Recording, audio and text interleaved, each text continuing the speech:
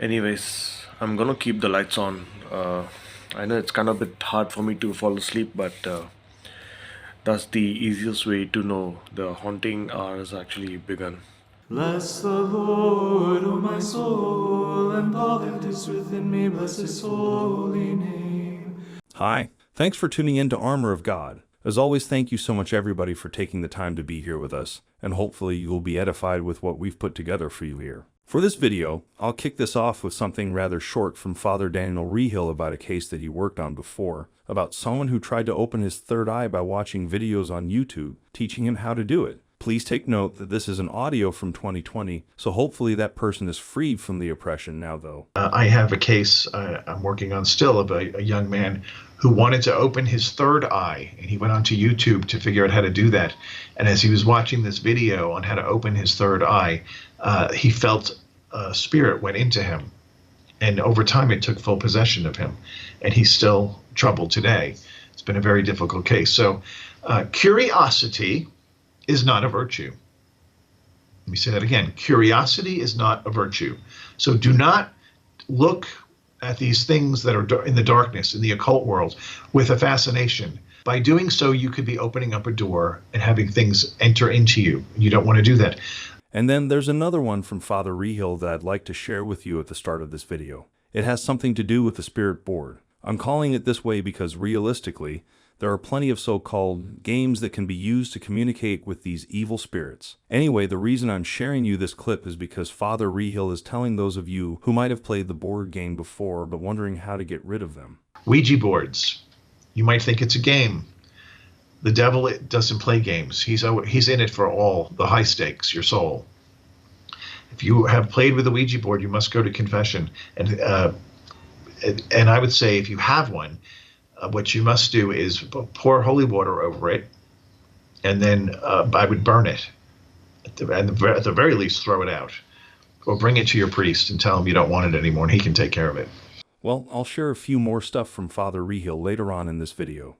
Anyway, we have been listening to a lot of priests talking about demonic infestation many times before, haunting homes and creating chaos, confusion, and fear for those living in those houses.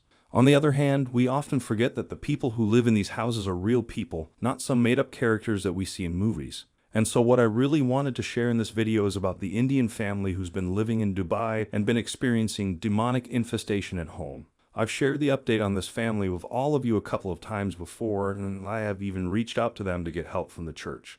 But according to him, there's no exorcist in Dubai, and the priest that he's in contact with told him that all they could do right now is to be baptized. The only church in Dubai, unfortunately, they do not have any exorcism service. And the priest only offered me to either get baptism done and to try some holy waters. Well, I just don't understand now what to do, because I don't get a definite, like a permanent solution. People just try and give some advice, and I don't want to upset this thing more and get hurt myself. One good thing which came out from the discussion with the priest is the priest asked me, who is more haunted? Is it me or my son? And I didn't have any definite answer for that because we both are struggling with this entity. If before that thing was only causing trouble for the father, it is now starting to get the son as well. And because of that, he sent his wife and son away to his sister-in-law's place while he's all alone at home. I have to send my wife and my son to stay separately. Most probably I will try and get them moved to my wife's sister's home, and I'll be staying here alone. And by doing so, at least we can find out who's the actual person who's haunted. Is it me or my son? And we can clearly see that the demonic activities that are taking place at their house is beginning to take a toll on all of them. Imagine trying to rest and sleep at home after a long day's work, and your sleep kept getting interrupted by that thing knocking on the door, running up and down the hallway, and turning the lights on and off. It's been 4 nights now. I've been separated from my family. I've been staying alone in this house ever since. Every day I just can't, I don't get sleep not knowing the answer. It's been really stressful for me. Normally during the haunting hours, the lights get switched off by itself, and I've been waiting anxiously to know the answer, and there's no any activity. For example, just like what he pointed out in the video, the son kept on seeing a dark, shadowy figure looking at him from inside the mirror, and that's why they covered the mirror. You see? Now, the reason why I'm covering this entire thing just before sleeping is so that we don't get any nightmares. Okay, so one advice which I can give you from our own experience, please do not have any mirrors in your bedroom. Please take that advice. So what happened then, after a few nights of staying at home alone without his wife and son? The light in his bedroom that was turned off while he was sleeping, which according to him is the haunting hour. You can see in the video that this happened at 2 in the morning. I just woke up now and the lights have got switched off. It's 2 a.m. It's a haunting hour. I'm just alone in the room right now. You see the air purifier is working.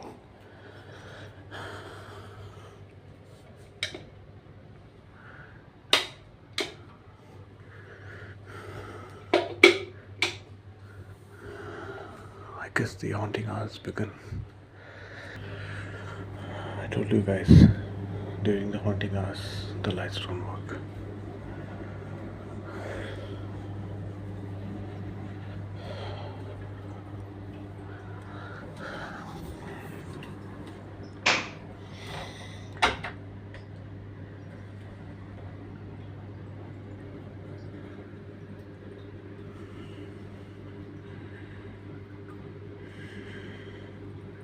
Did you guys hear that?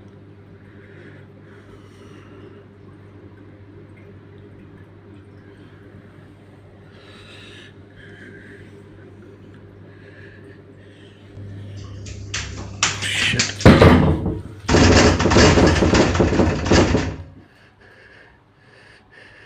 As you know, my channel is not showing scary videos like this for the sake of sharing, but rather to help drive home some important points shared by many exorcists before. And in regards to what's happening to the Indian family, I think I'll share this one with all of you again from Father Vincent Lampert.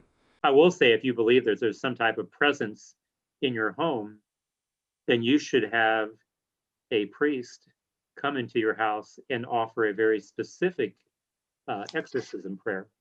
So there is a very specific prayer that a priest can say in a home that's troubled by evil spirits or a restless spirit, if you will. So if there's a spirit of a little boy or whatever that you said that may be present. So it's not just having the priest come in and say kind of a generic house blessing. You need a very specific blessing because you believe that there's some type of presence or entity in your home.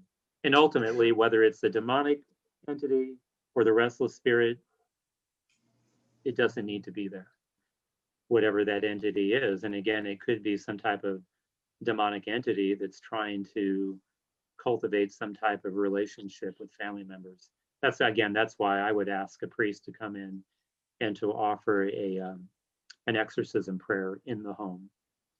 And again, there are specific prayers that can be prayed. And if the priest doesn't know what prayer to say, I send that prayer out to all kinds of priests all over the country.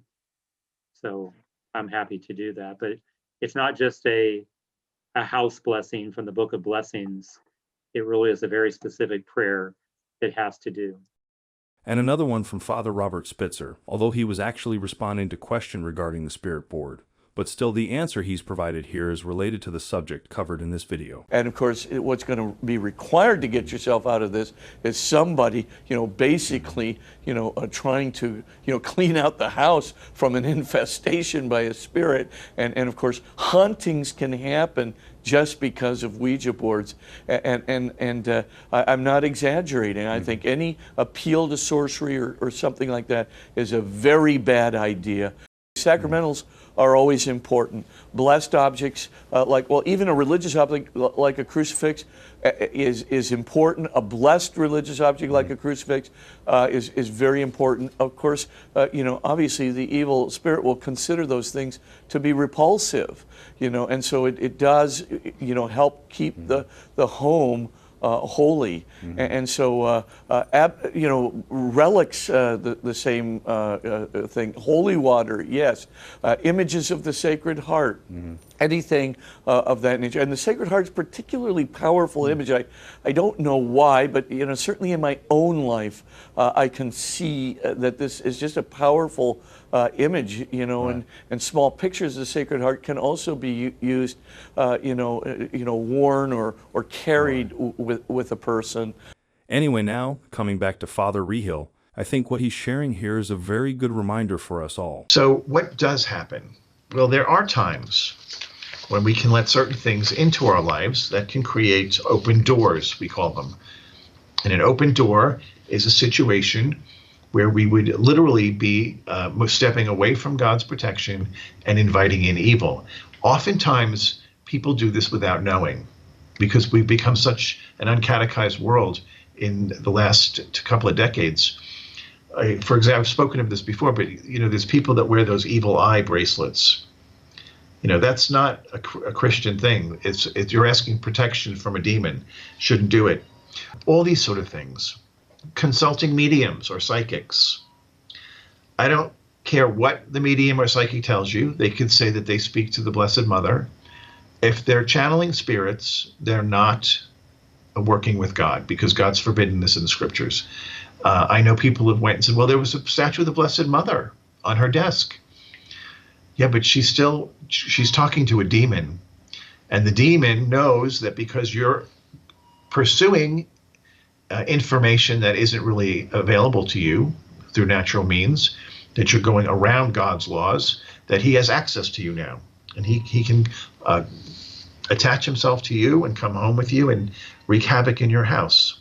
The New Age movement, opening chakras, transcendental meditation, Reiki, all these things, they have spirits attached to them. Even yoga, the yoga poses, they have spirits attached to them.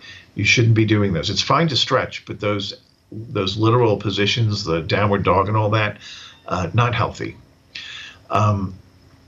There's many ways. Drug use can also be an open portal. And certainly any kind of witchcraft or the occult would be a direct link to the devil. So you don't want to go near anything or anyone who's dabbling in that stuff. That would be dangerous. So that's just some of the ways that these things can happen. Again, just so you can be educated that this is real. The devil has an end game, and it's that you would join him in hell. And of course, we would never want to do anything to jeopardize our place in paradise with Jesus. And now for the last part of this video is something that I usually do for the last few videos. There won't be any clips, but just sharing with all of you random stuff that I came across the web. And it has something to do with the film Passion of the Christ. As we know, it's been 20 years since the release of The Passion of the Christ, and it remains one of the most well-known Christian classics of all time. But did you know the impressive conversion testimony of Barabbas actor Pietro Cerubi? Well, the actor experienced something amazing during the film's production, which led him closer to Christ. After its 2004 release, The Passion of the Christ actor Pietro Cerubi recounted his mystical experience to various news outlets. As Barabbas, Gibson told me to avoid looking at Jesus until the very scene in which we were to appear together. And Mel Gibson went on to say, Barabbas is like a ferocious dog, but at one moment he becomes a puppy, when he meets the Son of God and is saved. I want your look to be that of somebody seeing Jesus for the first time. And the Barabbas actor later on said, I did as he said, and when our eyes met, I felt a sort of surge. It was like I was really seeing Jesus. I had never experienced such a thing in all my years of acting. It was a big impact. I felt as if there was an electric current between us. I saw Jesus himself. When looking at me, his eyes had no hate or resentment, only mercy and love. It was not only a professional, but above all, a human experience. I am not embarrassed to say that during the filming, I had a conversion. All of the actors who took part changed a little bit after this experience, but I have learned much more from the film than from any conference. Well then, that will be all for the video this time. Thank you so much for taking the time to be here with us, and for watching this video. Anyway, for those of you who'd like to support our works, I left a link to our PayPal donation in the description box below, and from the bottom of my heart, thank you so much for your continuous support, contribution, and prayer. Well then, until the next one, stay safe, stay healthy, and may God bless you.